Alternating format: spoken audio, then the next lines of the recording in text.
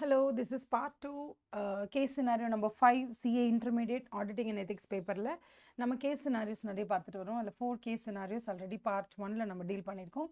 So this is part number 2. Here we are going to see question number 5. Okay. CAJ is nearing the completion of audit of Cheap Cost Private Limited, a manufacturing company for the year 2023-24. The draft financial statements of the company show a profit before the tax of rupees 5 crores. Materiality for the financial statements as a whole has been determined at 5% of profit before tax. இது என்னன்னா profit before tax ஒரு 50 கோடி இருக்குன்னு வச்சுக்கோங்களேன். அதில் ஒரு 5% எடுத்துக்குவாங்க, அவ்வளோதான். ஒரு 2.5 கோடி அப்படி எடுத்துப்பாங்க. இந்த 5% இருக்குல்ல, இந்த 5% தான் வந்து உங்களுக்கு materiality. So any error, fraud, இல்லை எனி ரிஸ்க், அதாவது ஒரு மெட்டீரியல் மிஸ்டேட்மெண்ட் அப்படிங்கிறது என்னன்னா இந்த 2.5 கோடியை தாண்டும் போது அந்த மெட்டீரியல் மிஸ்டேட்மெண்ட் ஆகிடும். இந்த 2.5 கோடி விட கம்மியாக தான் இருக்குது. எல்லா மிஸ்டேட்மெண்ட்ஸும் சேர்த்து போட்டால் கூட நமக்கு வந்து 2.5 crore தாண்டவே இல்லை அப்படின்னா அது வந்து immaterial, it's not so material நம்ம சொல்லுவோம். அதுவே வந்து அந்த 2.5 crores எக்ஸீடு பண்ணிருச்சு, த என்டையர் டோட்டலாக இருக்கக்கூடிய எல்லா மிஸ்டேட்மெண்ட்ஸையும் ஆட் பண்ணும்போது அந்த 5% ஆஃப் என்ன சொல்கிறது ப்ராஃபிட்டை எக்ஸீட் பண்ணிடுச்சு அப்படின்னும் போது அது மெட்டீரியாலிட்டின்னு கன்சிடர் பண்ணும். அதுக்கு தான் இது கொடுத்துருக்காங்க, ஒரு நம்பர், மெட்டீரியாலிட்டிக்கு ஒரு நம்பர், அவ்வளோதான். ஸோ அவங்களே சொல்லிட்டாங்க ப்ராஃபிட் என்னன்னு சொல்லிட்டாங்க. ப்ராஃபிட் வந்து பிஃபோர் டேக்ஸ் 5 கோடி, ஓகேவா? 5 கோடியில் 5% என்னவோ அதான் மெட்டீரியாலிட்டி நீங்களே ஃபிக்ஸ் பண்ணிட்டாங்க. So the end of June 2024 வந்து he is considering following issues flagged during the course of audit which remain uncorrected. அதாவது இந்த ஜூன் மாதம் எண்டு வரும்பொழுது, அதாவது மார்ச் 31 வரைக்கும் முடிஞ்ச ஃபினான்ஷியல் ஸ்டேட்மெண்ட்ஸினுடைய ஆடிட் அவர் பண்ண ஸ்டார்ட் பண்ணி ஜூன் எண்டு கிட்ட வந்துருச்சு. இன்னும் சில விஷயங்கள் இன்னமும் அன்கரெக்டடாகவே இருக்குது. Number 1, a fire took place in one of the premises of the company on 1st May, resulting in damages to all the inventories lying there amounting to 1 crore rupees. The inventories of affected premises are insured with Quick Bima Limited for 50 lakhs and company has also lodged a claim with it, which is still to be settled. See, first of all, இது வந்து என்னன்னா ஒரு subsequent event, ஓகேவா? Subsequent ஈவெண்ட்டை பொறுத்த வரைக்கும் அட்ஜஸ்டிங்காக நான் அட்ஜஸ்டிங்கான்னு பார்க்கணும். அட்ஜஸ்டிங் நான் அட்ஜஸ்டிங் அப்படின்னு என்னென்னா, அட்ஜஸ்டிங் அப்படிங்கிறது வந்து உங்களுக்கு எதெல்லாம் மார்ச் 31 ஏதோ ஒரு நிகழ்வு நடந்து அதனுடைய ரிசல்ட்டை நீங்கள் எதிர்பார்த்து காத்துக்கிட்டு இருக்கீங்க. ஸோ அந்த ரிசல்ட் வந்து ஃபேவரபுளாக இருக்கலாம், நான் ஃபேவரபுளாக இருக்கலாம், ஓகேவா? So there is some condition that is existing on March 31. அதை பற்றி உறுதிப்படுத்துகிற மாதிரியோ இல்லை அன்ஃபேவரபுளாகவோ ஏதோ ஒரு விஷயம் நடக்குதுன்னா அதுக்கு பேர் அட்ஜஸ்டிங் ஈவெண்ட். அந்த ஈவெண்ட்டை நீங்கள் என்ன பண்ணால் புக்ஸ் ஆஃப் அக்கௌண்ட்ஸில் போய் டெபிட் கிரெடிட் போட்டு அட்ஜஸ்ட் பண்ணணும். இல்லைப்பா 31 மார்ச் அன்னைக்கு ஒரு அறிகுறியும் இல்லை, இது நடக்க போது கூட யாருக்கும் தெரியாது, இல்லை இது ரிலேட்டடாக எதுவும் நடக்கும் கூட யாரும் எதிர்பார்த்துருக்க கூட மாட்டாங்க. அப்படி ஒரு நார்மலான ஒரு ஈவெண்ட் தான் மே மாதம் 1 நடந்திருக்கு, ஓகேவா?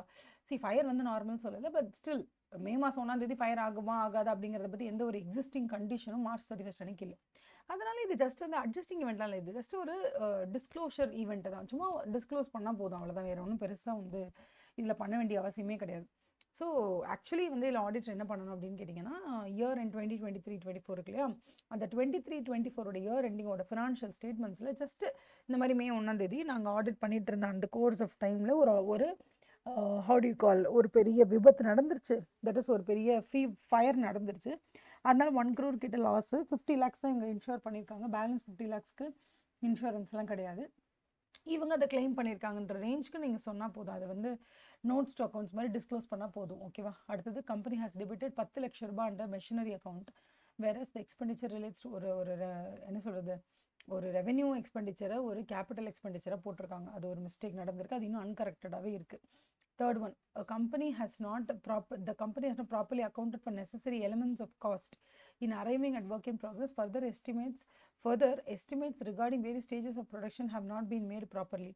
All such factors have resulted in overstatement of work in progress inventories by rupees 20 lakhs. அதாவது ஒர்க் இன் ப்ராக்ரஸ் வந்து 40 லட்ச ரூபா இருக்கிற இடத்துல 60 லட்ச ரூபா இருக்குது, அவ்வளோதான். ஓவர் ஸ்டேட் ஆகிடுச்சு எல்லாமே, ஓகேவா?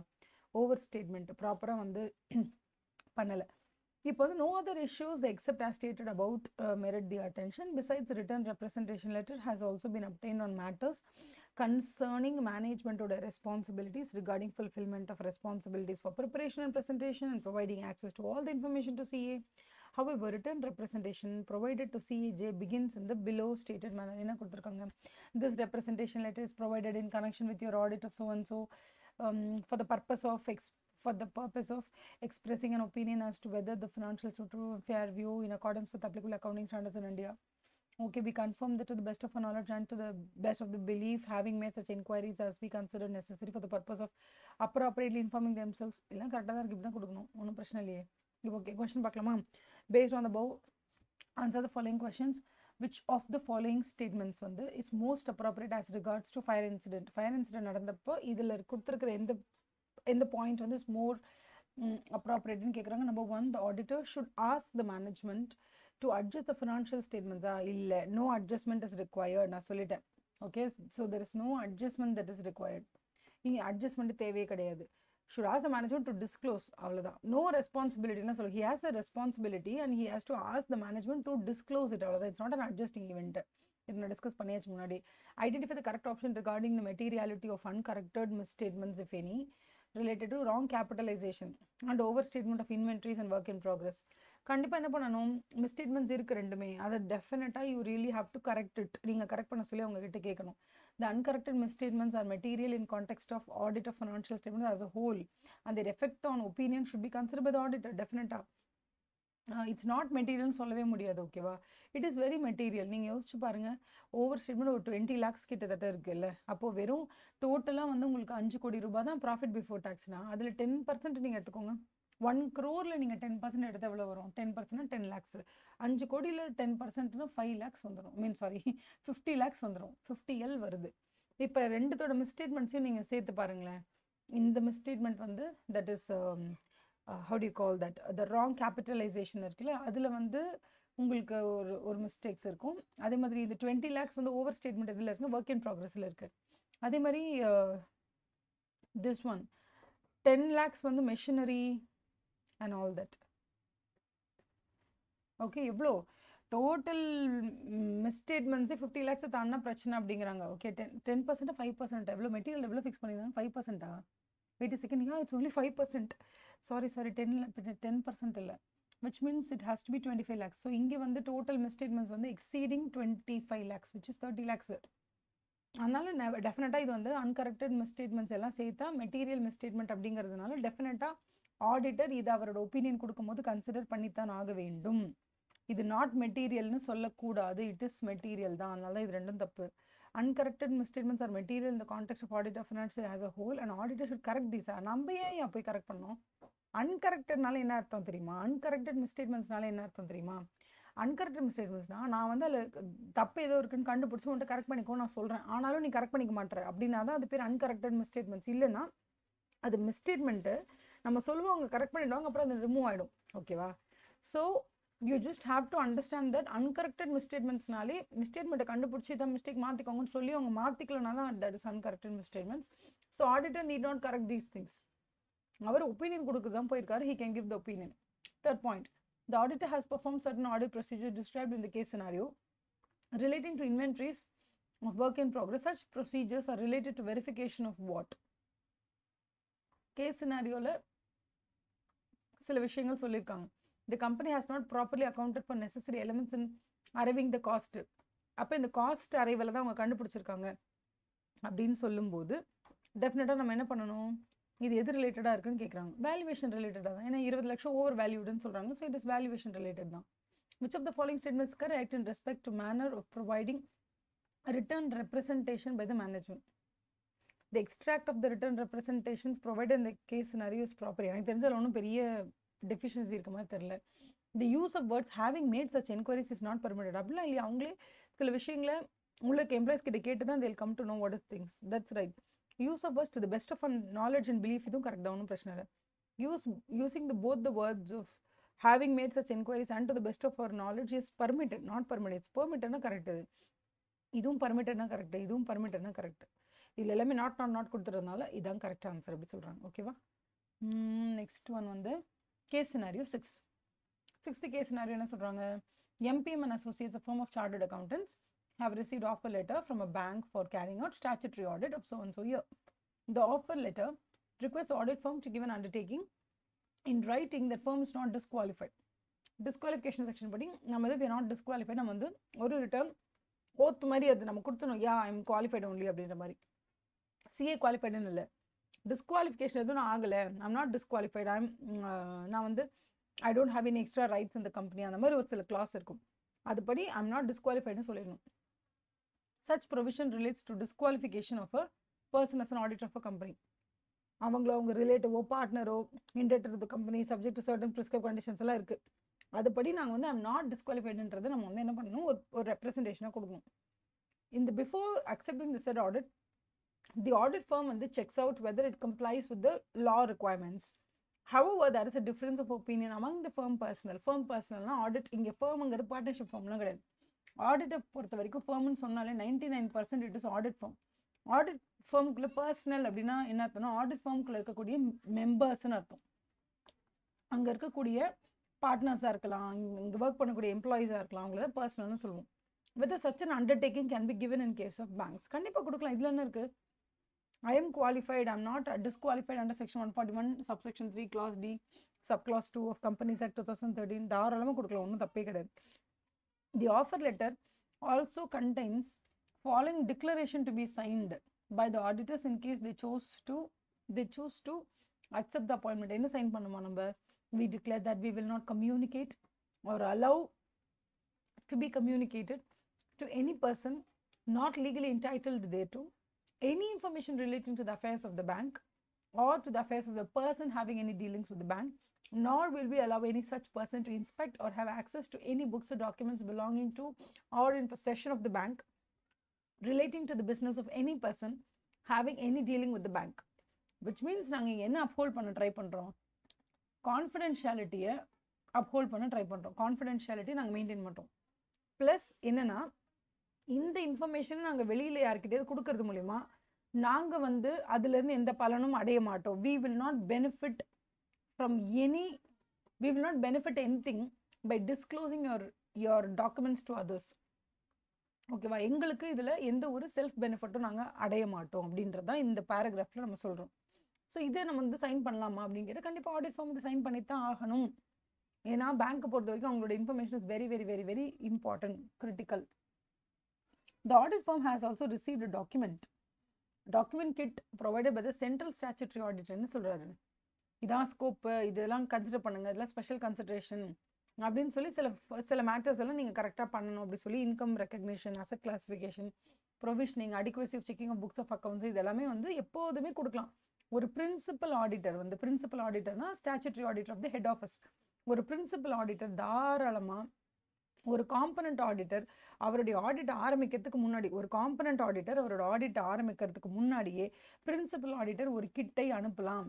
அந்த கிட்டில் எந்த மாதிரி இந்த ஆடிட்டை ஃபேஸ் பண்ணணும், எப்படி டைமென்ஷனலி, எந்த மாதிரி டைமென்ஷனில் இதை ஃபேஸ் பண்ணணும், தாராளமாக பிரின்சிபல் ஆடிட்டர் காம்பனண்ட் ஆடிட்டருக்கு சில பல டிரெக்ஷன்ஸை கொடுக்கலாம்.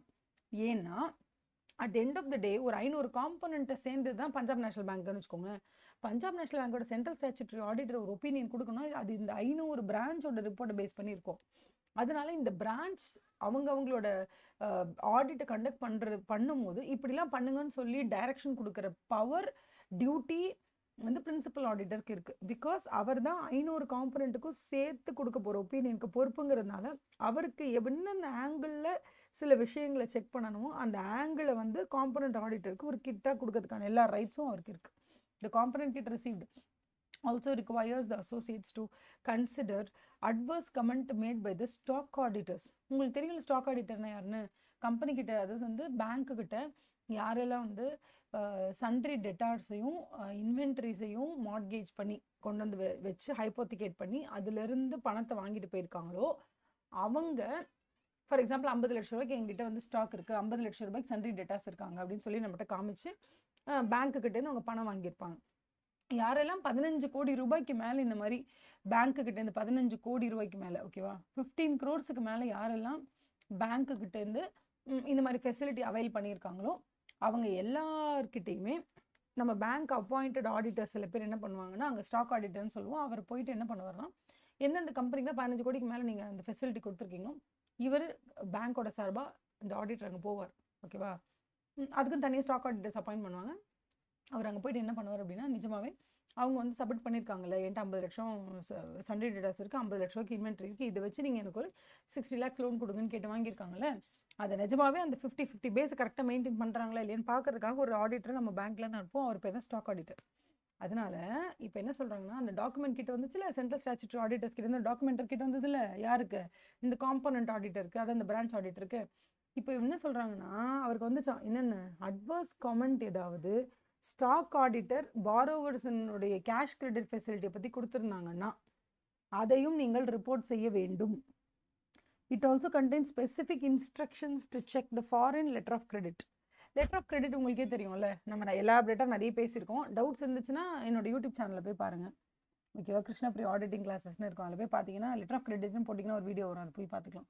issued during the year in compliance with sanction terms of the respective borrowers and to verify income recognized in respect of FLCs. அதான் ஒன்றும் இல்லை, பார்த்துக்கலாமா? கொஸ்டின் பார்த்துக்கலாமா? Number 1, which of the following statements is likely to be most appropriate அப்படின்னு கேட்குறாங்க. Referred provision mainly addresses இதில் என்ன சொல்கிறாங்க, என்னென்ன த்ரெட்டுன்னு கேட்குறாங்க. இங்கே செல்ஃப் ரிவ்யூ த்ரெட்டை பற்றி பேசியிருக்காங்க. Self interest, self review, self interest. இப்போ செல்ஃப் ரிவ்யூனா நம்ம வேலை பார்த்த ஒரு விஷயத்த அப்போ தான் நம்ம ரெடி பண்ண டாக்குமெண்ட்டை நம்மளே செக் பண்ணுற மாதிரி, அதான் செல்ஃப் ரிவ்யூ த்ரெட்டு. ஓகேவா, இப்போ ஆரம்பத்தில் ஃபஸ்ட்டு பேராகிராஃபில் கொடுத்துருந்தாங்க தெரியுமா, அது வந்து செல்ஃப் ரிவ்யூ த்ரெட்டே கிடையாது. ஓகேவா, ஏன்னா அவங்க என்ன சொல்கிறாங்க, இன்ஃபர்மேஷன் வெளியே யாருக்கும் சொல்லாதீங்கன்றாங்க. இதில் என்ன self review threat, self review த்ரெட்டுன்னு கொடுத்துருக்க ரெண்டுமே தப்பு தான். அப்போ செல்ஃப் இன்ட்ரெஸ்ட் த்ரெட்டு தான் வரத்துக்கு வாய்ப்பு இருக்குது. ஏன்னா நம்ம ஈடுபட்டிருக்கிற ஒரு ஜாபு, நம்ம இல்லைன்னா நம்ம எடுத்திருக்கக்கூடிய ஒரு ஆடிட், இந்த ஆடிட்டில் உள்ளே இருக்கக்கூடிய இன்ஃபர்மேஷனை நம்மளுடைய செல்ஃப் இன்ட்ரெஸ்ட்டுக்காக வெளியில் யார்கிட்டையும் கொடுத்து அதை பணமாக்கவோ இல்லை அதை வச்சு எந்த ஒரு பெனிஃபிட்டும் நம்ம அனுபவிக்கக்கூடாது. அதுதான் சொல்லியிருக்காங்க. அதனால இந்த ரெஃபர்டு ப்ரொவிஷன் அப்படிங்கிறது mainly address self interest threat தான். Self interest threat, the threat of self interest. ஏன் நமக்கு ஏதாவது ஒரு சாதகமாக இருக்குன்னு சொல்லும் போது நம்ம இன்ஃபர்மேஷன் வெளில ப்ரொவைட் பண்ணிடுவோமோ அப்படிங்கிற மாதிரி. Self interest to the independence of auditors, the audit firm can give such an undertaking after verifying if it complies with such requirements. என்ன requirements? என்ன சொல்றாங்க, எல்லா requirements படியும் நம்ம வந்து என்ன பண்ண போறோம், yes, I'm going to give you the undertaking that I will not give any access to the bank or the books of accounts. கோயில் எதுக்குமே வந்து நான் எந்த ஆக்சஸும் கொடுக்க மாட்டேன். அப்போ அந்த கான்ஃபிடென்ஷியாலிட்டியை நான் மெயின்டைன் பண்ணுறதுக்கு காரணம் என்னன்னா, ஒன்று வந்து கான்ஃபிடென்ஷியாலிட்டி, ரெண்டாவது என்னன்னா it is a self interest thread. Self interest thread இந்த சென்ஸ், நான் வந்து என்னுடைய செல்ஃப் பெனிஃபிட்டுக்காக நான் எந்த இன்ஃபர்மேஷன் யூஸ் பண்ணக்கூடாது அப்படிங்கிறது. சரி, இப்போ இதில் பார்க்கலாமா, ஏன் இந்த பாயிண்ட் தப்புன்னு பார்க்கலாமா. இந்த referred provision mainly address self interest threat, இது வரைக்கும் correct. To the independence of auditors, however the audit firm can't give such an undertaking. ஏன் கொடுக்க முடியாது, கொடுக்கலாம், கேன் கிவ் சச் அண்டர்டேக்கிங். அதனால இது கரெக்ட், இதுவும் தான் கரெக்ட். ஓகேவா, அடுத்தது வந்து இந்த declaration relating to non communication of information is related to adherence of which fundamental principle of professional ethics? Confident, அதான் நமக்கு தெரியுமா ஆரம்பத்துலேருந்தே. MPM and associates are required to report on adverse comments made by the stock auditors. ஆமாம், stock ஆடிட்டர்ஸை bank அனுப்பியிருப்பாங்க எல்லா கடங்காரங்ககிட்டையும். ஓகேவா, இந்த sense யாரெல்லாம் நம்மகிட்ட பாரோ பண்ணாங்களோ கேஷ் கிரெடிட் ஃபெசிலிட்டியில் அவங்க எல்லாருக்கிட்டையும் 15 crores எக்ஸீட் ஆகிடுச்சுன்னா அங்கே ஸ்டாக் ஆடிட்டர் அனுப்பியிருப்பாங்க. எந்தெந்த ஸ்டாக் ஆடிட்டர்லாம் அட்வர்ஸாக கமெண்ட் எழுதியிருக்காங்களோ அதை டெஃபினட்டாக ரிப்போர்ட் பண்ண சொல்லி யாருக்கு சொல்லியிருக்காங்க, இந்த பிரான்ச் ஆடிட்டருக்கு சொல்லியிருக்காங்க. ஓகேவா, borrowers of branch enjoying the cash credit facility, which of the following statement is most appropriate ன்னு கேட்டிருக்காங்க. முதல்ல ஏன் மற்ற 3 மோஸ்ட் அப்ராப்ரியேட் இல்லைன்னு சொல்லிடலாமா, இல்லை ஃபஸ்ட்டு கரெக்டாக பார்த்துடலாம். ஸ்டாக் ஆடிட்டர்ஸ் எப்போவுமே 2 விஷயத்தின் மேலே கமெண்ட் பண்ணுவாங்கப்பா. நம்பர் 1 என்னன்னா, எதை ஹைப்போத்திகேட் பண்ணி இவங்க லோன் வாங்கியிருக்காங்க. ஒன்று சன்ட்ரி டெட்டார்ஸ், இன்னொன்று ஸ்டாக். இந்த ரெண்டுத்தையும் சமர்ப்பிச்சு தான் அதனுடைய வேல்யூ 1 கோடினா இவங்க அதில் ஏதோ ஒரு கால்குலேஷன் பண்ணி இதான்ப்பா ட்ராயிங் பவர், இதான் சாங்ஷன் லிமிட்னு பண்ணுவாங்க. அப்போ ஒரு ஸ்டாக் ஆடிட்டர் 2 விஷயத்தின் மீது தான் கமெண்ட் பண்ணுவார். நம்பர் 1 சன்ட்ரி டெட்டார்ஸ், இன்னொன்று ஸ்டாக். இதை தவிர இந்த ஸ்டாக்லேயுமே நீங்கள் பார்த்தீங்கன்னா இது வந்து இது காமனாக இது பேர் என்னன்னு சொல்லுவோம்னா சன்ட்ரி டெட்டார்ஸ் அண்ட் ஸ்டாக், இது எடுத்து சேர்த்து வேல்யூவேஷன் ஆஃப் செக்யூரிட்டின்னு சொல்லுவோம். அதுன்னு செக்யூரிட்டி தானே, அதுதானே செக்யூரிட்டியை கொடுத்து கொலாட்ரல் செக்யூரிட்டி மாதிரி ஒரு செக்யூரிட்டி கொடுத்து கொலாட்ரல் கூட இல்லை, அதான் மெயின் செக்யூரிட்டி. அந்த செக்யூரிட்டி மாதிரி கொடுத்து தானே அது மேலே கடன் வாங்குறாங்க. ஸோ அதன் மேலே அவர் கண்டிப்பாக ஒரு கமெண்ட் கொடுப்பார். ஓகேவா, comment will be given on the security. இன்னொன்று எதன் மேலே கொடுப்பாருன்னா, இந்த செக்யூரிட்டியை பேஸ் பண்ணி அவங்க வந்து ஒரு ட்ராயிங் பவர்னு ஒன்று இருக்குல்ல, எவ்வளோ கேஷ் கிரெடிட் ஃபெசிலிட்டி எடுக்கலான்றதை டிசைட் பண்ணுறாங்களே, அந்த அமௌண்ட் இருக்குல்ல, அந்த வேல்யூவேஷன் ட்ராயிங் பவர் அது கரெக்டாக இருக்கலான்னு பார்ப்பாங்க. எவ்வளோ அமௌண்ட் நம்ம வந்து கேல்குலேட் பண்ணி உங்களுக்கு கொடுத்துருக்கோம், ட்ராயிங் பவர் இவ்வளோ கொடுக்கலாம் கொடுக்க வேண்டாம், அது வந்து ட்ராயிங் பவரும் கேல்குலேட் பண்ணுவாங்க. இதுதான். ஸோ இது ரெண்டுத்தில் மட்டும் தான் அவர் முதல்ல ரிப்போர்ட்டே கொடுப்பார். மற்ற 3 ஏன் தப்புன்னு பார்த்துலாமா? Stock auditors make comments in their reports on valuation of security only. However, no comments are made on calculation of drawing power. தப்பு. அடுத்தது, stock auditors make comments in their reports on valuation of security. Documentation made by the bank in respect of sanctioned credit facilities. கிடையாது. நல்ல ஞாபகம் வச்சுக்கோங்க, stock auditor அப்படிங்கிறவர் பேங்கால் appoint பண்ணப்பட்டிருக்காரு. ஓகேவா? அவரை பொறுத்த வரைக்கும் அவர் ரிப்போர்ட் எல்லாமே எதை பற்றி இருக்கும் அப்படின்னு கேட்டிங்கன்னா, அந்த கிளைண்ட்டை பற்றி தான் இருக்கும். கிளைண்ட்டோட புக்ஸ் ஆஃப் அக்கௌண்ட்ஸு, கிளைண்ட் என்னென்ன மெயின்டைன் பண்ணியிருக்காங்க, கிளைண்ட்டோட செக்யூரிட்டி வேல்யூ எப்படி இருக்குது, கிளைண்ட்டை பொறுத்த வரைக்கும் ட்ராயிங் பவர் நம்ம கரெக்டாக கால்குலேட் பண்ணியிருக்கோமா, இதை தான் பார்ப்பாங்களே தவிர பேங்க்கோட டாக்குமெண்டேஷனை பற்றி அவர் எந்த ரிப்போர்ட்டும் கொடுக்க போகிறதில்ல. அதேமாதிரி leakage of revenue, calculation of drawing power, அது டாக்குமெண்டேஷன் மேடு இதெல்லாம் எதுவுமே வராது. ஓகேவா? இது ஃபுல்லாகவே தப்பு. டாக்குமெண்டேஷன் ஓகேவா? இந்த reports on valuation of security and calculation of drawing power only. Next one, stock auditors make comments in the reports on calculation of drawing power only. அதனால தான் இது தப்பு. இதுவும் தப்பு, இதுவும் தப்பு. இதில் எக்ஸ்ட்ராவாக 2-3 பாயிண்ட் ஆட் பண்ணிட்டாங்க டாக்குமெண்டேஷன், அதனால இதுவும் தப்பு. ஓகேவா? சப்போஸ் மேம் இதெல்லாம் நம்ம புக்கில் படிக்கவே இல்லை, மேம் புக்கில் எங்கே இருக்குன்னே தெரியல அப்படின்னா கூட பரவாயில்ல, ஜஸ்ட் இது படிக்கும்போது தெரிஞ்சுக்கோங்க. Stock auditors mostly make their comments in their reports on வெறும் செக்யூரிட்டி வேல்யூவேஷன்லையும் ட்ராயிங் பவர் கால்குலேஷன்லையும் மட்டும்தான் அவரோட ரிப்போர்ட்டே இருக்கும். வேறு எதை பற்றியுமே அந்த ரிப்போர்ட்டே இருக்காது. Next one, keeping in view of a matter of foreign letter of credit described in case scenario, consider the following statement. Number 1, foreign letter of credit is issued by branch is a non-funded loan. கண்டிப்பா funded loan என்ன? பணம் கொடுக்கறது. What is a funded loan? Funded loan அப்படின்னு நீங்கள் எடுத்துக்கிட்டீங்கன்னா, நீங்கள் ஒருத்தருக்கு பணம் கொடுக்குறீங்க லோனா, அது ஃபண்டட் லோன். நான் ஃபண்டட் லோன்னா சும்மா நீங்கள் டிடி எடுத்து கொடுக்குறீங்க. அந்த மாதிரி all the other services that you do is called as non funded loan. So கண்டிப்பாக எல்ஓசி ஆர் எல்சின்னு சொல்லுவோம். ஓகேவா? லெட்டர் ஆஃப் கிரெடிட் அப்படிங்கிறது நான் ஃபண்டட் லோன் தான். பிரான்ச் இதில் இன்ட்ரெஸ்ட் ஏர்ன் பண்ணுமா? தப்பு. எப்படி வரும்? நம்ம தான் முதல்ல கடனே கொடுக்கலங்கிறோம். அதாவது நம்ம ஒரு 10 லட்ச ரூபாய் கொடுத்தா அதில் வந்து ஒரு இன்ட்ரெஸ்ட் வாங்கலாம். இப்போ யாரோ ஒரு 1000 ரூபாய் காசு கொண்டு வந்து கொடுக்குறாங்க, நம்மகிட்ட கொடுத்துட்டு இதை டிடியை மாற்றி கொடுங்கன்னு கேட்குறாங்க. பேங்க் டிடி கொடுக்குது 1000 ரூபாய்க்கு. இப்போ அதுக்கு வந்து ஒரு 10 ரூபாய் வந்து கமிஷன் வாங்குறாங்கன்னா அது நம்ம கமிஷன்னு சொல்லுவோமா, இல்லை இன்ட்ரெஸ்ட் கலெக்டட் ஆன் 1000 சொல்லுவோம்? கமிஷன் தானே சொல்லுவோம். அப்போ எதுக்கெல்லாம் நீங்கள் ஃபண்டட் லோன் கொடுக்குறீங்களோ அங்கே மட்டும் தான் அது இன்ட்ரெஸ்ட்னு சொல்லுவோம், மற்ற எல்லாம் அது கமிஷன். ஸோ இந்த இடத்துல பிரான்ச் ஏர்ன்ஸ் இன்ட்ரெஸ்ட் ஆன் இஷ்யூவன்ஸா அப்படின்னு கேட்பாங்க. இல்லை, தப்பு அப்படி சொல்லணும். ஓகேவா? அதனால இது தப்பு. Number 3, bank which receives the foreign LOC, that's letter of credit, எல்சின்னு வச்சுக்கோங்களேன், இஸ் நோன் அஸ் பெனிஃபிஷியரி பேங்கான்னு கேட்குறாங்க. அதெல்லாம் கிடையாது. எப்போதுமே பெனிஃபிஷியரிங்கிறது யார் தெரியுமா? நம்ம கிட்ட வந்து நான் ஃபார் எக்ஸாம்பிள் இப்போ நான் எல்ஓசின்னு எனக்கு சொல்லி பழக்கமாகிடுச்சு, but it is actually LC. ஓகேவா? Letter of credit. இந்த லெட்டர் ஆஃப் கிரெடிட்டை பொறுத்த வரைக்கும் பெனிஃபிஷியரி யார் அப்படின்னா, பேங்க் வந்து யாருக்காக ஒரு லெட்டர் ஆஃப் கிரெடிட்டை வழங்குதோ, ஓகேவா, அவங்க தான் பெனிஃபிஷியரி. தவிர என்றைக்குமே பேங்க் வந்து பெனிஃபிஷியரியாக மாறவே மாறாது. So bank can never be a beneficiary. Bank வந்து எல்சி கொடுக்கும். யாருக்காக கொடுக்கும்? ஜார்ஜுக்காக கொடுக்குதுன்னு வச்சுக்கோங்களேன். ஜார்ஜுக்காக பேங்க் எல்சி கொடுக்குது. யார்கிட்ட கொடுக்குது? எல்சிங்கிறது என்ன தெரியுமா? கிட்டத்தட்ட வந்து சிம்பிளாக சொல்லலாம், it's a promise. Bank promises to James கிட்ட வந்து பேங்க் ப்ராமிஸ் பண்ணது, ஜார்ஜ் கண்டிப்பாக உனக்கு பணம் கொடுத்துருவாங்க. அப்போ பேங்க் வந்து யாருக்காக ப்ராமிஸ் பண்ணது? ஜார்ஜுக்காக தான் ப்ராமிஸ் பண்ணது. கண்டிப்பாக ஜார்ஜ் பணம் கொடுத்துருவார், அதுக்கு நான் கேரண்டிங்குது. அந்த ஒரு ப்ராமிஸ்க்கு பேர் தான் எல்சி, லெட்டர் ஆஃப் கிரெடிட்டுங்கிறது.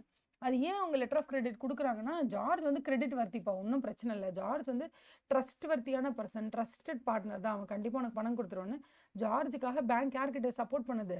ஜேம்ஸ் கிட்ட ப்ராமிஸ் பண்ணுது. இங்கே யார் பெனிஃபிஷரி? ஜார்ஜும் ஜேம்ஸும் தான் பெனிஃபிஷரி தவிர இங்கே பேங்க்கால பெனிஃபிஷரி கிடையாது. அதனால இதில் எது கரெக்டுன்னு கேட்டால் ஒன்லி ஸ்டேட்மெண்ட் நம்பர் 1 தான் கரெக்ட். ஓகேவா? அடுத்தது வந்து case scenario 7. Oval services limited appointed Rupa and associates as the auditors for the financial year 23-24. The auditors believe that an audit program is crucial in providing clear and comprehensive instructions for the task to be carried out. ஓகேவா? Carried out, offering a total perspective of the work involved. This is particularly important because it is a very large audit, and as such they prepared an initial audit program. கண்டிப்பாக first initially ஒரு audit program ஒன்று ready பண்ணியிருக்காங்கப்பா. ஓகேவா? எதை base பண்ணி? Based on companies organisation structure, effective internal controls எல்லாம் base பண்ணி தான் பண்ணியிருக்காங்க. ஓகேவா? ஆடிட் பண்ணும்போது டியூரிங் த ஆடிட் என்ன இருக்குன்னா, Nitin, the engagement partner identifies issues with the company's debt management practices. Company வந்து அவங்களோட கடன்களை எப்படி மேனேஜ் பண்ணுறாங்கன்றதுல ஒரு ப்ராப்ளமை கண்டுபிடிச்சிருக்காங்க. ஏதோ ஒரு பிரச்சனை இருக்குது, the way that they are dealing with the debt management, அதில் ஏதோ ப்ராப்ளம் இருக்குது அப்படின்னு சொல்லியிருக்காங்க. Prompting the inclusion of a more detailed review of loan agreements. So அப்போ கண்டிப்பாக இவங்க வந்து கடன் ரிலேட்டடான விஷயங்களில் கவனம் செலுத்தலைன்னு தெரியறதுனால ஆடிட்டர் என்ன பண்ணுறாரு, நம்ம கொஞ்சம் லோன்ஸை பற்றி இன்னும் கொஞ்சம் டீட்டெயில்டாக செக் பண்ணணும், ஏன்னா நிறைய இஷ்யூஸ் இருக்க மாதிரி இருக்குன்னு சொல்லி அதை டீட்டெயிலாக மாற்றுறாங்க. அதுக்கப்புறமா அவரோட ஒப்பீனியன் படி, ஆடிட்டரோட ஒப்பீனியன் படி அவர் ஆல்ரெடி என்ன ஆடிட்ல பிளான் பண்ணியிருந்தாருன்னா, ஆடிட் ப்ரோக்ராம் என்ன பிளான் பண்ணியிருந்தாருன்னா, பெட்டி கேஷ்லாம் நிறைய ரிவ்யூ பண்ணணும்னு போட்டிருந்தார். அவர் தான் அதுதான் அவருடைய planned review of petty cash அது இருந்துச்சு, அவரோட பிளான்ல இருந்துச்சு. பட் அவர் என்ன ஃபீல் பண்ணுறாருன்னா, அதெல்லாம் இப்போ ரொம்ப அன்னெசரி, பிகாஸ் கம்பெனியோட பாலிசி ஆஃப் லிமிட்டிங் கேஷ் ட்ரான்சாக்ஷன்ஸே ரொம்ப லிமிட் பண்ணிட்டாங்க. So it's not so important for us to go through the entire petty cash டீட்டெயில்டாக. இப்போதைக்கு நம்ம லோன் அக்ரிமெண்ட்டில் தான் நிறைய கான்சென்ட்ரேட் பண்ணணும் அப்படின்னு சொல்லி அவர் வந்து முடிவு பண்ணியிருக்காரு. This review procedure was removed from the audit program. First of all, இது கரெக்டாக தப்பான்னு கேட்பாங்க எக்ஸாம்பிள். இது கரெக்ட் தான். ஏன்னா லார்ஜ் ஆடிட்லாம் பண்ணும்போது அங்கே இருக்கும் அப்படி 1 லட்சம் டிரான்சாக்ஷன் நடந்திருக்கும். எல்லாத்தையும் கவனிக்கணும்னு அவசியம் இல்லை. இனிஷியலி ஆடிட் ப்ரோக்ராமையோ இல்லை பிளானையோ அந்த மாதிரி ஃபார்முலேட் பண்ணும்போது இது பார்க்கலாம் அது பார்க்கலாம் டிசைட் பண்ணியிருப்போம். But over the course of audit நடக்கும்போது சில நேரங்களில் நம்ம என்ன பண்ணுவோம்னா, இல்லை இதெல்லாம் வேண்டாம், இதெல்லாம் விட்டுறலாம், இதெல்லாம் ஈஸியாக இருக்குது, இதில் எதுவும் பெருசாக வந்து மிஸ்டேக்கே இல்லை, இது வரைக்கும் நம்ம பார்த்த வரைக்கும் பெட்டி கேஷில் ஒன்றும் பெருசாக மேட்ரே கிடையாதுனால அது விட்டுடலாம், நம்ம லோன் அக்ரிமெண்ட்டில் கரெக்டாக கான்சன்ட்ரேட் பண்ணலான்னு முடிவெடுக்கிறதுக்கான எல்லா பவர் அண்ட் ப்ரொசீஜரல் கேப்பபிலிட்டி வந்து அவங்களுக்கு கண்டிப்பாக இருக்குது. எந்த பிரச்சனையும் கிடையாது, இது கரெக்டு. அடுத்தது to verify the balances of trade பேபிள்ஸ்னு நம்ம யார்கிட்டலாம் கடனுக்கு பொருளை வாங்கியிருக்கோமோ உங்ககிட்ட பே பண்ண வேண்டிய பாக்கி இருக்குது. ஸோ அதை வெரிஃபை பண்ணுறதுக்காக to verify the balances of trade payables, the auditor decided to send external confirmation request, okay, to the creditors of the company. அனுப்பணும் முடிவு பண்ணியிருக்காரு. இது நல்ல விஷயம் தான். Okay, these requests were made to verify the balances as on 20th March. Why not? தாராளமாக இது வந்து 20th March, 25th March, 30th March ஏதோ ஒன்று near to the year end ஏதாவது ஒரு டேட்டை நீங்கள் சூஸ் பண்ணிக்கலாம். ஸோ தட் உங்களுக்கு வந்து செக்கிங் வந்து ப்ராப்பராக நடக்கணும், அவ்வளோதான். However, it was noted that Keshav traders 2 பேர், கேஷவ் ட்ரேடர்ஸ் அதுக்கப்புறம் அம்ரித் அப்படின்னு சொல்லி 2 ட்ரேடர்ஸ் இருக்காங்க. இவங்க 2 பேரும் வந்து ரெஸ்பாண்ட் பண்ணவே இல்லை. ரெஸ்பாண்டே இவங்க பண்ணலை அப்படின்னா அவங்க வந்து என்ன பண்ணணும், ரெஸ்பாண்ட் பண்ணலன்னா கேஷவ் ரிலேட்டடாகவும் அம்ரித் டிஸ்ட்ரிபியூட்டர்ஸ் ரிலேட்டடாகவும் வேறு என்னென்னலாம் நமக்கு வேறு என்னென்ன எவிடன்ஸ் கிடச்சிருக்கு, அவங்க அதுக்கப்புறம் அவங்கக்கிட்ட நம்ம பொருள் வாங்கினதுக்கு இருக்கக்கூடிய ரெசீட்டை நல்லா பக்காவாக செக் பண்ணுறது, அது மாதிரி கேஷவ் ட்ரேடர்ஸ் இப்போதைக்கு வேறு என்னென்னலாம் இன்வாய்ஸ் மற்றவங்களுக்குலாம் ரிலீஸ் பண்ணிட்டு இருக்காங்க, அந்த மாடலும் நம்மளது ஒன்றா இருக்கா, இது உண்மைதானா, இவங்க நிஜமாவே இந்த கிரெடிட்டார்கிட்ட வாங்கியிருக்காங்களா, தட் இஸ் இந்த ட்ரேட் கிரெடிட்டார்கிட்ட இவங்க பொருள் வாங்கியிருக்காங்களா இல்லையான்னு செக் பண்ணுறதுக்கு இவங்க வந்து ஃபார் எக்ஸாம்பிள் இவங்க கேஷவ் ட்ரேடர்ஸ்க்கு என்னென்ன பேமெண்ட் பண்ணியிருக்காங்க அந்த மாதிரிலாம் நம்ம நிறைய செக் பண்ணலாம். அது நம்ம பண்ணலாம் கண்டிப்பாக. அந்த மாதிரி ஆல்டர்னேட்டிவ் ப்ரொசீஜர்ஸ் தான் ஏதாவது பண்ணி ஒன்று தவிர நம்மளால் வேறு ஒன்றும் பண்ண முடியாது. அடுத்தது, furthermore, the auditor noted that in the financial year, the company's PPE was revalued, which results in increase of 5%. 5% விட்டுருங்க, more than 10% revalue பண்ணும்போது more than 10% வந்து ப்ராப்பர்ட்டி பிளான்ட் அண்ட் எக்யூப்மெண்ட்டில் இன்க்ரிமெண்டல் ஃபேக்டர் இருந்தால் மட்டும் அதை டிஸ்க்ளோஷர் போடலாம், அதை விட்டுடலாம் அப்படி. Also due to the significant compliance burden, company வந்து எல்எல்பியாக மாறதுக்கு ட்ரை பண்ணிட்டு இருக்காங்களாம். ஓகேவா. Additionally, they believe this conversion would relieve them of mandatory audit requirements. இப்போ அவங்க என்ன கேட்குறாங்கன்னா, ஆடிட்க்கு வந்து உங்களுக்கு ஐ மீன் லைக் இப்போ எல்எல்பி எடுத்துக்கிட்டிங்கன்னா உங்களுக்கு ஆடிட் வந்து கம்பல்சரியா அப்படின்னு கேட்குறாங்க, கம்பல்சரி தானான்னு கேட்குறாங்க. ஓகேவா, இதெல்லாம் தான் கொஸ்டின்ஸ். ஃபர்ஸ்ட் ஒன் பார்க்கலாமா, based on the above facts answer the following. Whether audit team is correct in excluding the planned review of petty cash. ஒதுக்கிட்டாங்களே, இது கரெக்டானு கேட்டால் கரெக்ட் தான், இல்லை ஒன்றும் பிரச்சனையே கிடையாதுன்னு சொல்லுங்கள். தப்புன்னு சொல்கிறது ரெண்டுமே தப்பு. கரெக்டுங்கிறது ரெண்டும் கரெக்டாக இல்லைன்னு பார்ப்போம். Because audit program should only focus on areas, அதாவதுமா அவங்க வந்து ஹை ஃபினான்ஷியல் ரிஸ்க் இருக்க ஏரியா மட்டும் தான் சூஸ் பண்ணணும், லோ ஃபினான்ஷியல் ரிஸ்க் இருக்க ஏசியாக சூஸ் பண்ணக்கூடாதுன்னா அவங்க சொல்லலை. அவங்க என்ன சொன்னாங்கன்னா, உள்ளே இருக்க இன்டர்னல் கண்ட்ரோல் தான் செம ஸ்ட்ராங்காக இருக்குது, ப்ளஸ் அங்கே கேஷ் டிரான்சாக்ஷன்ஸே ரொம்ப லிமிட் பண்ணியிருக்காங்க. இப்படி இருக்கும்போது அங்கே மிஸ்டேக் நடக்கிற வாய்ப்பே கம்மிங்கிறதுனால மட்டும்தான் அந்த ப்ரொசீஜரை வந்து ரெடியூஸ் பண்ணியிருக்காங்களே தவிர, நாட் பிகாஸ் பெட்டி cash is low risk area தான் நான் பார்க்கவே மாட்டாப்லாம் இல்லை. உள்ளே இருக்க இன்டர்னல் கண்ட்ரோல் அவங்க செக் பண்ணுறாங்க, அதை வச்சு தான் அவங்க சொல்கிறாங்க. அதனால தான் இது வந்து இட் இஸ் மோர் அப்ராப்ரியேட். ஓகேவா. ஈவன் தோ பெட்டி கேஷ் வந்து it deals with petty cash, it deals with petty amount, it deals with simple small அமௌண்ட்டுன்னு வச்சா கூட அந்த ரீசனுக்காக அவங்க ஒதுக்கலாம். அவங்க ஒதுக்குறது என்னன்னா இன்டர்னல் கண்ட்ரோல்ஸ் செம்ம ஸ்ட்ராங்காக இருக்குன்றதுனால ஒதுக்கியிருக்காங்க. Number 2, whether the decision of auditor to send the confirmation request to the creditors of the company as on 20th of March அனுப்பணும்னு சொன்னாரு, இது ஜஸ்டிஃபைடா? ஏன் 20th மார்ச் அனுப்பலாம், 25th 30th எப்போ வேணால் அனுப்பலாம், அதெல்லாம் ஒன்றும் பிரச்சனையே கிடையாது. என்ன ஒன்றுனா நீங்கள் எப்போ அனுப்பிச்சாலும் ஆடிட்டரும் சரி, ஆடிட்டர் அனுப்புறதுக்கு முன்னாடி மேனேஜ்மெண்ட் கூட ஒரு சின்ன டிஸ்கஷன் நடத்தணும் கண்டிப்பாக.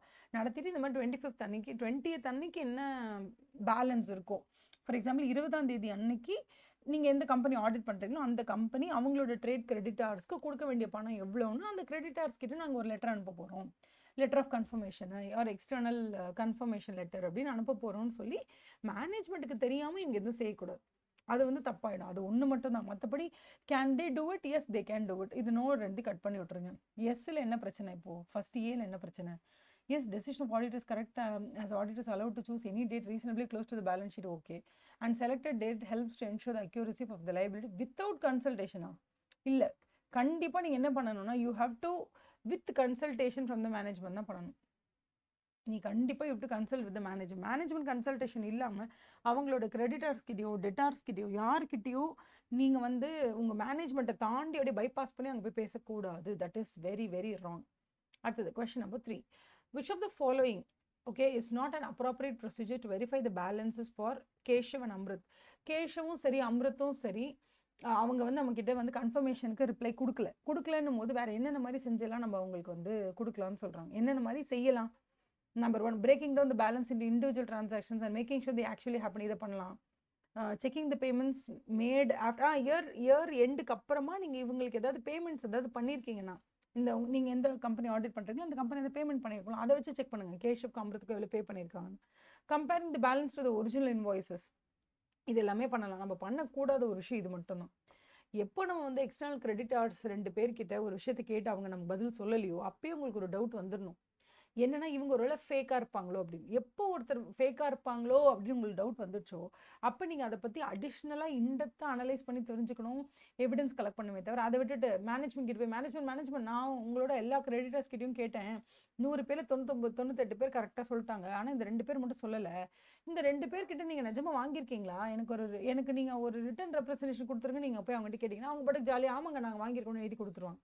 நீங்கள் ஆடிட் பண்ண போகிற விஷயமே என்ன அப்படின்னா அங்கே இடத்துல இருக்கக்கூடிய டூப்ளிகேட்டு ஃபேக்கு இது எல்லாத்தையும் வெளில பிடுங்கி போடுறதுக்கு தான். அப்படின்னும் போது எங்கே வந்து உங்களுக்கு டவுட் வருதோ, அம்ருத்கிட்டையும் கேஷவ் ட்ரேடர்ஸ்கிட்டையும் தான் டவுட் வருதுன்னு சொல்லும் போது அவங்க நமக்கு கன்ஃபர்மேஷன் கொடுக்கலனாலும் நீங்கள் நேராக போய் இன்ஸ்பெக்ட் பண்ணுங்கள். அந்த பீப்புள் எங்கே இருக்காங்களோ நேராக போய் பார்க்க ட்ரை பண்ணுங்கள்.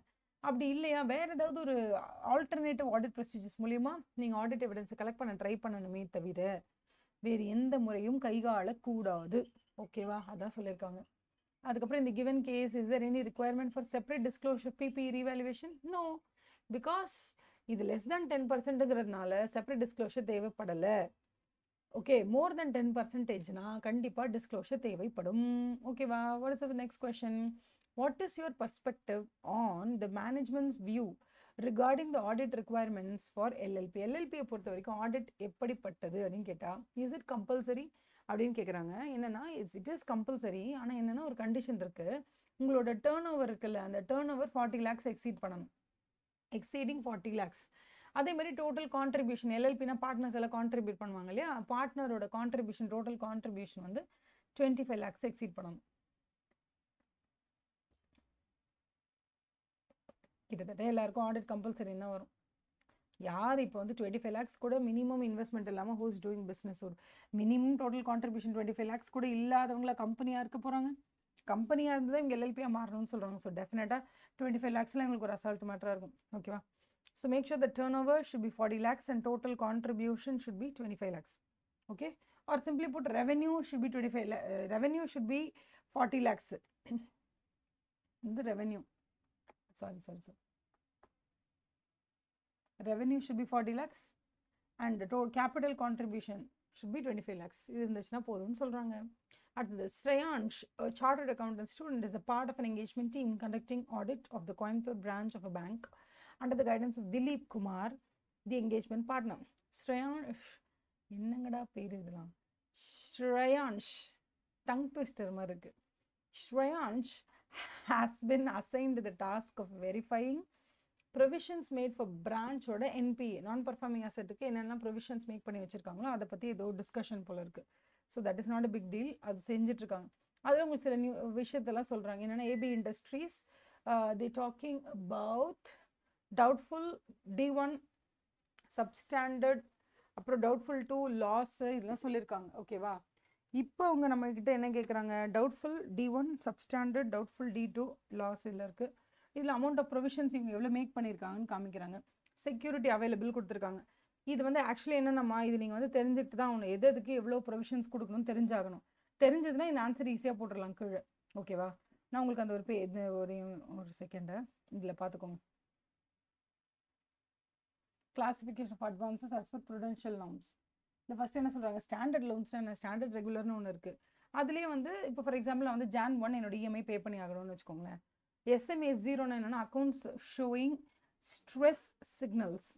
ஓகேவா? SMA 0 ஸ்பெஷல் மென்ஷன் அக்கௌண்ட் 0னா அக்கௌண்ட்ஸ் ஷோயிங் ஸ்ட்ரெஸ் சிக்னல், ஏதோ ஒரு சிக்னல் காமிக்குது அந்த மாதிரி இருக்கும். ஓகேவா? SMA 1 என்னென்னா ஃபார் எக்ஸாம்பிள் Jan 1 நான் வந்து பே பண்ணணும். ஓகே, Jan 1 என்னுடைய இஎம்ஐ டேட். Jan 1லேருந்து Feb 1 வரைக்கும் நான் பே பண்ணவே இல்லை. கிட்டத்தட்ட 30 days ஆச்சு நான் பே பண்ணலாம். அப் டு 30 days வரைக்கும் ஏதோ சிக்னல் காமிக்கிற மாதிரி இருக்கும். 30 நாளைக்கு மேலே போயிடுச்சு அப்படின்னு சொன்னால் 31 daysலேருந்து 60 days வரைக்கும் நான் பே பண்ணாமல் இருக்கேன். That is called SMA 1 special mention account 1. இது SMA 2 சப்ஸ்டாண்டர்ட், டவுட்ஃபுல், லாஸ் இதெல்லாம் நீங்கள் படிச்சிருப்பீங்க. இதை ரிவைஸ் பண்ணிக்கோங்க. இதில் நான் கொடுத்துருக்கேன். படிக்கும்போது அப்படியே வேணும்னா நீங்கள் ஒரு ஸ்க்ரீன்ஷாட் எடுத்து வச்சுக்கிட்டு இதை அப்படியே படிச்சுக்கோங்க. அதே மாதிரி NPA என்னன்னு கொடுத்துருக்காங்களா, சப்ஸ்டாண்டர்ட், டவுட்ஃபுல், லாஸ்.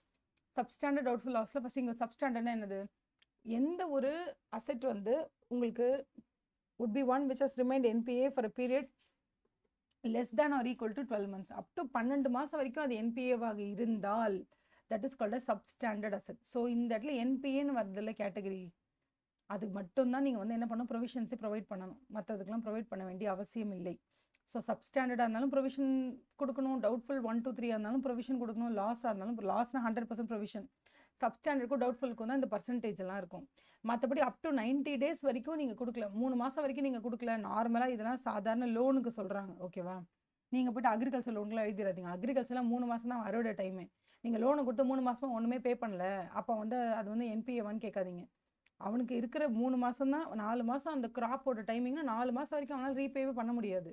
4 மாதம் கழிச்சு அறுவடை பண்ணி தான் அவன் ரீபே பண்ண முடியும். ஸோ தொடர்ந்து 3 மாதம் எதுவுமே பே பண்ணல, மோர் தென் 90 days ஆயிடுச்சு அவன் எதுவுமே பே பண்ணல, அது வந்து NPA-வான்னு கேட்காதீங்க. That is not NPA. Okay, so basically இல்லை நார்மல் லோன்ஸுக்கு தான் சொல்கிறாங்க.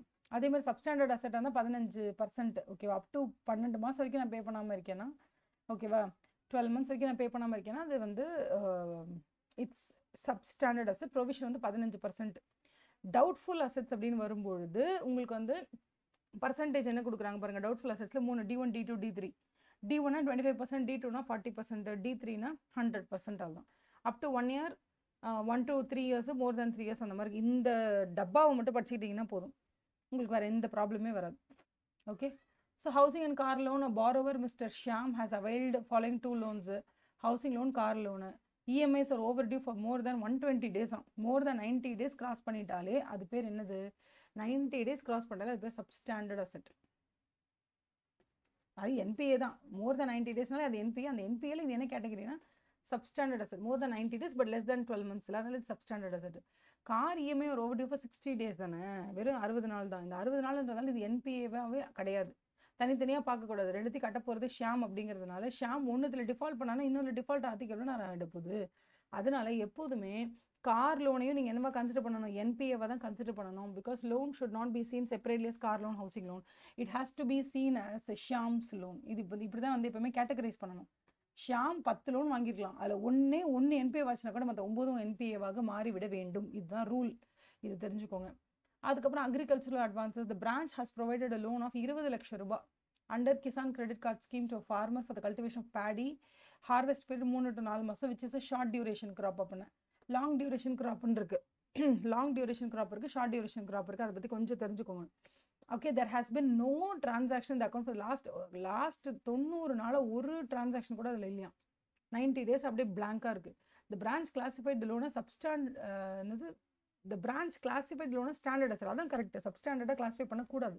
ஏன்னா இவங்க வந்து ஒரு அக்ரிகல்ச்சர் ஃபார்மர். இவரை வந்து நீங்கள் எப்படி ட்ரீட் பண்ணணும், அவருக்கு 4 மாதம் டைம் கொடுத்துருக்கீங்க. 4 மாதம் கழிச்சு அறுவடை பண்ணி அதுக்கப்புறம் தான் அவர் பணம் பே பண்ணுவார். ஸோ 2 term வரைக்கும் நீங்கள் வெயிட் பண்ணலாம். 4 months அவருக்கு ஹார்வெஸ்ட் டைம்னா அப் டு 8 months வரைக்கும் நீங்கள் வெயிட் பண்ணலாம். அதுக்கப்புறமும் பணம் வரலனா தான் you have to think about classifying that into a substandard asset. That is ஒரு என்பிஏவை கன்சிடர் பண்ணலாம் ஓகேவா. So CA Dilip has clarified that NPA classification has been verified and it is in accordance with the RBI guidelines. He instructed the Shreya to focus on evaluating the adequacy of the provisions considering RBI guidelines mandate specific percentage for provision. NPAக்கு என்னென்ன provision மட்டும் check பண்ண போன்னு சொல்லியிருக்காரு, அவ்வளோதான். இதை base பண்ணி தான் நமக்கு இப்போ கொஸ்டின் வரப்போகுது ஓகேவா. Number 1 question number 1, based on the above fact answer the following. Number 1, is the provision made for AB industries appropriate? AB industries என்ன பண்ணணும், அது D1 கேட்டகரி. D1 கேட்டகரினா இங்கே பார்த்துக்கோங்க, D1க்கு என்ன கொடுத்துருக்காங்க, D1 இந்த இதில் இப்போ 25% அதுதான் பண்ணணும். It is 25%, 25% of 10 lakhs, இதுதான் கரெக்ட். அதுக்கு அடுத்தது next one என்னது, considering the housing loan and car loan both will be classified as NPA because of this. எத்தனை ஷாம் எவ்வளோ டிஃபால்ட் அப்படி தான் பார்க்கணுமே தவிர லோன் வைஸ் பார்க்கக்கூடாது. What is minimum provision required for RS D2 கேட்டகரிக்கு என்னது 40% அவ்வளோதான். அந்த 40 into 7 அமௌண்ட் போட்டு 12 lakhs வந்துடும். Next as regards the description of the agriculture advance பொறுத்த வரைக்கும் which of the following is most appropriate? Classification made by the branch தான் proper. நான் உங்களுக்கு என்னென்னு ஏற்கனவே எக்ஸ்பிளைன் பண்ணியாச்சு ஓகேவா. So now we have seen எத்தனை கேஸ் ஸ்டடி பார்த்துருக்கோம், 5, 6, 7, 8, அடுத்த 4 கேஸ் ஸ்டடிஸ் பார்த்தாச்சு ஓகேவா. With this I'm finishing the session. In the next session we're going to start with 9, 10, 11, 12 ஓகேவா. Thank you, bye.